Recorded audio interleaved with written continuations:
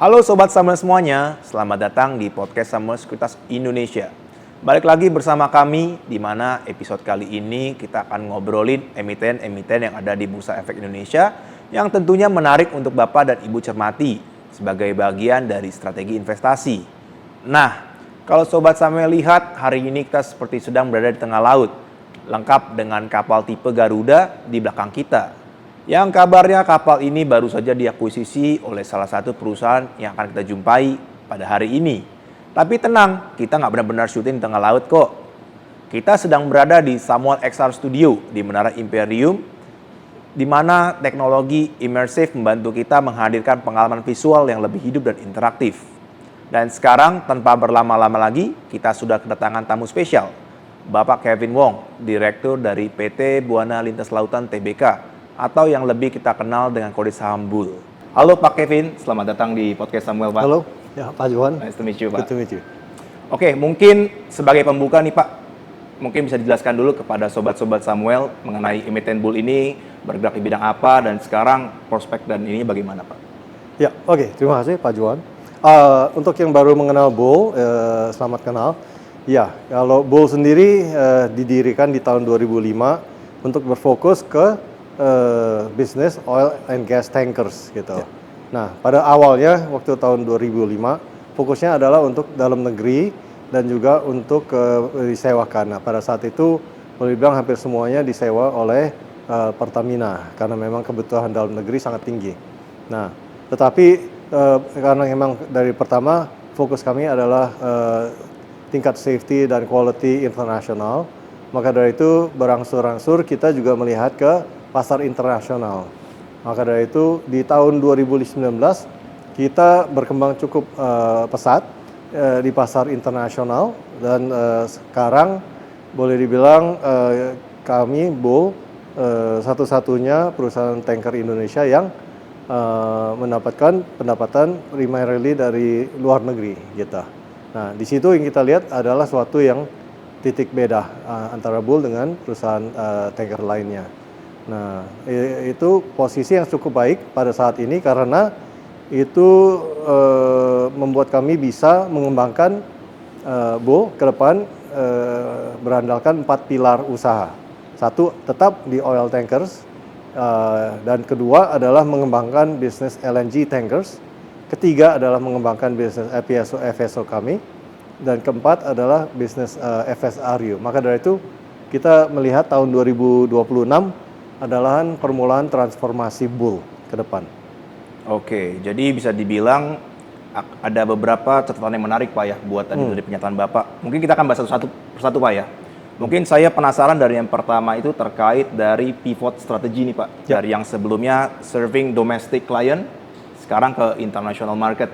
Nah sebenarnya gagasan utamanya itu apa sih Pak perpindahan ini, dan sebenarnya dari segi mungkin charter rate atau apanya Pak yang sebenarnya lebih menarik dari strategi ini? Ya, kita lihat itu karena dari seperti tadi saya katakan BUL selalu berfokus ke standar safety dan quality internasional. Ya. Nah itu sangat penting supaya kita bisa beroperasi bukan hanya dalam negeri tapi juga di luar negeri. Ya. Karena gerakan pasar tentunya beragam gitu. Dari tahun ke tahun ya di suatu tahun tertentu pasar dalam negeri lebih kuat, tetapi di luar juga kadang-kadang lebih kuat. Yep. Nah, dengan kami bisa merambah pasar dalam negeri maupun luar negeri, maka dari itu kita bisa menghasilkan return yang optimal untuk pemegang saham kami. Gitu. Nah, kebetulan kalau pada saat ini memang pasar luar negeri yang sangat positif. Yep. Nah, maka dari itu memang pendapatan kami pada saat ini primarily dari luar negeri. Oke, jadi lebih ke arah mengambil opportunity Pak ya. Ya. Jadi lebih fleksibel apakah dari domestik dan juga internasionalnya sebenarnya ya. Betul, karena juga potensi pasar tentunya luar negeri adalah jauh lebih besar dari dalam negeri karena namanya juga global. Nah, itu yang juga jadi bisa tidak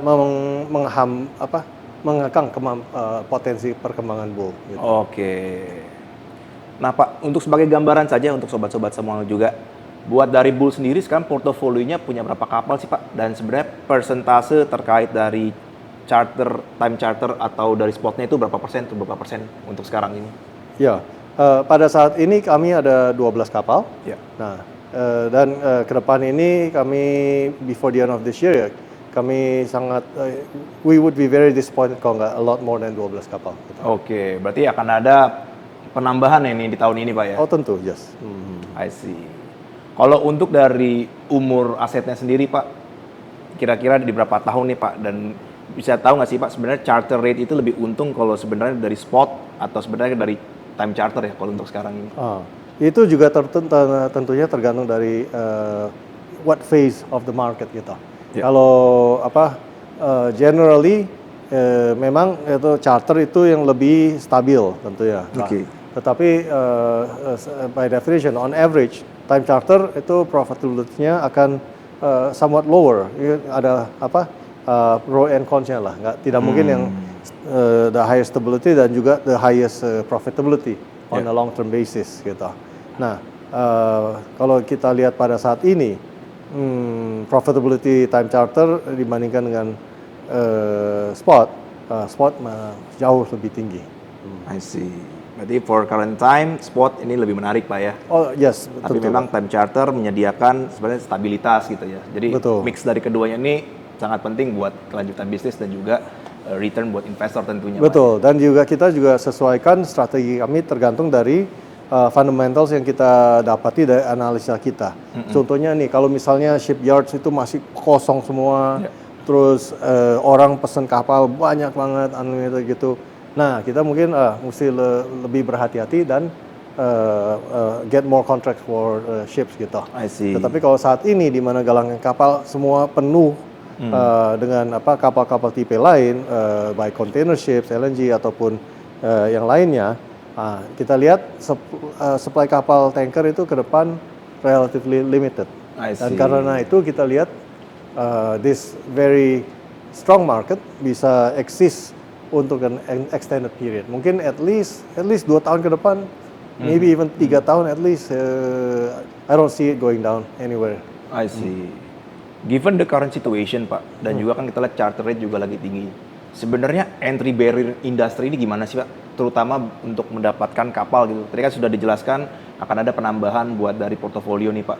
Sebenarnya dari sisi entry barrier dan juga sebenarnya kesulitan mencari kapal ini bagaimana sih Pak? Ya, entry barrier-nya sih satu tentunya pengadaan kapalnya sendiri. Tetapi yang lebih besar lagi adalah dari segi mindset mungkin. I see. Karena kan kebanyakan kalau dilihat orang tidak berani keluar karena takut di luar ya nggak bisa karena sudah nyaman bermain di suatu daerah sendiri gitu ya. Nah, satu itu, dan kedua adalah mindset untuk safety dan quality. Ini saya sangat tekankan karena bermain di luar tuh sangat beda dengan di dalam negeri gitu. Dari segi diawasinya gitu.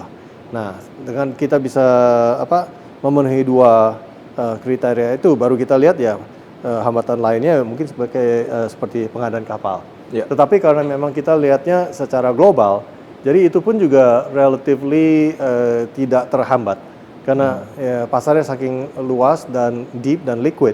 Okay, there's always buyers and sellers of ships gitu. I see. Nah, jadi tapi ya memang tergantung dari harga kapal. Nah, ini yang kita sangat sensitive to it. Maka dari itu kita one way to manage that risk adalah tidak akan pernah beli kapal baru ataupun kapal yang terlalu muda karena capital risk-nya terlalu besar. Jadi kalau kita belinya mid cycle, kita bisa reduce our capital risk by 70-80%. Tapi still bisa pakai kapal for another 10-15 years gitu. Oke. Berarti ini mungkin belajar dari pengalaman-pengalaman sebelumnya Pak ya, bahwa sebenarnya kan kalau kita lihat 10-15 tahun lalu banyak sebenarnya dari emiten kapal itu terkena financial distress lah ya, karena sebenarnya dari kapal baru ini tidak mendapatkan profit yang semestinya gitu ya. Makanya sekarang mulai mengincar dari sisi kapal-kapal yang relatif in the mid cycle gitu ya, bisa dibilang ya. Betul. I see. Oke Pak, mungkin sekarang saya ingin lanjut ke membahas terkait transformasi dari sisi Bull nih Pak. Mau membahas terkait dari bisnis LNG-nya dulu. Nah, sebenarnya dari Bull sendiri melihat LNG bisnis di Indonesia ini seperti apa sih Pak? Dan juga sebenarnya langkah untuk masuk ke LNG-nya ini bakal jadi seperti apa? Ya, kalau kita lihat LNG market sudah kita awasi atau monitor sudah beberapa tahun yang lalu gitu. Cuma LNG market has always been a premium market. Gitu. Kenapa? Karena tarif sewanya itu stabil, tinggi gitu. Nah, maka dari itu kita lihat, wah itu barrier to entry dari segi capital risk-nya kita masih sangat berhati-hati gitu. Nah, justru karena di Januari 2024 Biden itu menghentikan semua proyek ekspor LNG-nya Amerika. Nah, itu yang bikin entry point buat kita. I see. Karena dengan semua new production dari Amerika dihentikan, tetapi all these new ships yang sudah dipesan tetap masuk. Nah, jadi itu there's a huge market dislocation di mana tarif sewa di second half of 2024 sampai nearly of all of 2025 market rate-nya sangat jelek. Dengan itu membuat harga-harga kapal LNG tankers sangat murah, yang not much more than scrap gitu. Nah, di situ yang kita lihat suatu golden opportunity for entry. Nah, ini salah satu reason why kita lihat transformasi bull adalah kalau dulu hampir semua pendapatan bull adalah dari basisnya minyak. Ke depan kita lihat akan basis pendapatan bull primarily adalah dari gas gitu. Baik dari LNG maupun FPSO maupun dari FSRU. Oke. Tadi kan dibahas nih Pak, transformation-nya nanti bakal mainly coming from the gas gitu ya. Bisa dikasih gambaran nggak sih Pak ke kita buat dari timeline? Mungkin selain dari timeline, dari mungkin akuisisi akan di bulan berapa, terus akan ada penambahan berapa, dan terakhir mungkin terkait dari kontribusi, mungkin kalau nggak revenue, EBITDA kali ya, mungkin Pak, kalau bisa dikasih gambarannya. Nah, kalau kita lihat, kita kan at the end of 2025, kita baru take delivery of our first LNG carrier gitu. Nah, kita saat ini working on additional 2 and 3. Nah, kita hopefully we can close on this soon, dan kita bisa again that next step gitu. Nah, kalau kita bicara potensinya untuk tahun ini, kita lihatnya dari dua segi. Satu dari segi penambahan kapal seperti yang tadi saya jelaskan, tapi juga kita lihat dari segi tarif sewanya. Gitu. Jadi kalau kita don't do anything, kalau tarif sewanya hanya as what it has been for the last 2 months. Dan untuk tahun ini kita potensi akan meningkatkan pendapatan, which actually falls straight to the bottom line karena fixed cost kita meningkat at least 60 something million dollars. Nah, terus dari LNG dan ini semua itu bisa menambah lagi, jadi kiranya dari segi kinerja keuangan kami juga akan suatu yang transformatif. Tapi ya kita lihatnya karena potential growth dan opportunities yang ada yang kita hadapi saat ini adalah so much. Kita walaupun growing our balance sheet quite well, tetapi not fast enough, cannot do it fast enough. Maka dari itu kita juga menjalin kerjasama dengan strategic investor gitu, or partner gitu. I see. Nah, tadi kan sempat dibahas nih Pak. Mungkin nanti ada dua, ini yang tadi saya pengen highlight ya. Pertama dari harga rate sekarang ini yang lagi menarik, dan mungkin strategic partner ini ya, yang kita juga akan menarik. Nah, first thing first itu dari yang si harga charter ini Pak. Kan recently baru aja terjadi geopolitical tension yang meningkat lagi Pak ya, di mana mengakibatkan dari Selat Hormuz ini ditutup. Nah, sebenarnya dari Bapak sendiri pandangannya gimana nih Pak terkait dari situasi ini dan dampaknya ke bull itu akan seperti apa Pak? Ya, tentunya kita semua berharap situasi ini cepat selesai gitu ya, dengan everybody be at peace gitu. Dan actually itu, as I will say, actually itu yang hasil yang paling positif buat kapal tanker juga. Tetapi memang in the short term dengan adanya konflik ini, itu create suatu yang major disruption itu. Pada saat ini pun ada beratusan kapal termasuk tankers itu drop anchor, tidak berani keluar atau masuk Selat Hormuz. Nah, itu suatu disruption yang sangat besar dan itu berpotensi akan meningkatkan tarif sewa gitu. Nah, tetapi yang tadi saya katakan berharapnya, dan selain dari situ tentu dengan ada disruption ini seperti konsumen akan create extra demand karena everybody wants to stockpile gitu ya. Nah, itu akan membantu dorong tarif sewa juga gitu. Tetapi yang kita lihat justru kalau ini sudah amicably resolve, Ya. Iran rejoins the global community, itu sangat positif. Karena saat ini minyak Iran yang ekspor setiap harinya sekitar 2 juta barrel per day, itu diangkutnya kapal-kapal substandard yang namanya sanctioned ships gitu. Oke. Nah, karena mereka substandard, tapi dia dipakai oleh Iran karena Iran nggak ada pilihan. Tetapi kalau Iran sudah rejoin the global community, mereka akan pakai kapal yang safe. Nah, kalau dia pakai kapal yang safe, all of these substandard ships will die. Oke. And what happens, itu akan remove a lot of artificial supply. Ya, jadi supaya And lebih karena sering lagi ya. Jumlah kapal yang di sanction ini, itu pada saat ini sekitar 18% dari the global oil tanker fleet. So, impact-nya sangat-sangat besar. Gitu. Oke. Jadi memang sangat positif ya. Kalau memang nanti dari supply ini bakal shrinking lagi ya. Potensinya cukup signifikan. I see. Oke, mungkin lanjut ke tadi yang tadi saya menarik juga bahas strategic investors nih Pak. Nah sebenarnya dari strategic investors ini update-nya udah seperti apa nih Pak? Buat apa yang kita bisa harapkan mungkin dari segi timeline dan juga nanti bakal berubah seperti apa secara vision dan juga strategic inisiatif dari Bullnya sendiri? Ya, faktor utama yang mendorong ini adalah karena kita lihat potensi peluang kita itu sangat-sangat signifikan, di mana kita memerlukan akan berinvestasi beberapa miliar dolar potentially gitu. Dan tentunya with our balance sheet tidak akan mungkin gitu. Makanya kita sudah membicarakan dengan calon strategic investor dan partner sudah cukup lama dan proses sudah berjalan. Dan kita targetkan ya sebelum middle of this year sudah bisa mulai mengeksekusi gitu. Oke. Nah, dengan apa itu? Dengan ada bekerja sama dengan new strategic partner, dengan itu kita bisa merambah perkembangan bukan hanya dari segi penambahan kapal one by one ataupun begitu, tetapi melihat inorganic growth dari segi mungkin mengakuisisi armada ataupun companies gitu. I see. Jadi tidak hanya untuk mendatangkan modal, tapi juga mendatangkan dari segi inorganik juga tadi Pak ya? Betul, karena kami dan strategic partner kami itu share a common vision.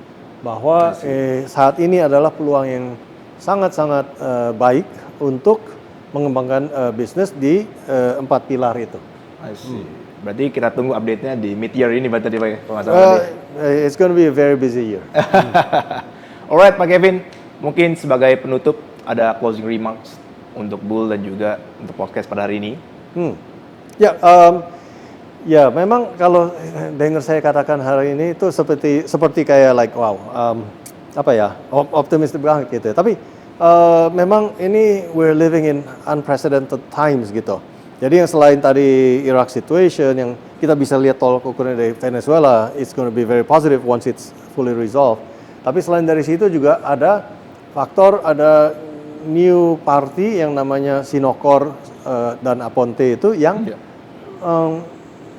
doing something never done in history, which is mengambil alih kendali hampir 40% dari yang compliant fleet of VLCCs. Nah, ini yang kami lihat berpotensi cukup signifikan untuk mendorong tarif sewa ke depan. Makanya beginning of this year tarif sewa VLCC 60-70 ribu sudah, wah itu very strong actually.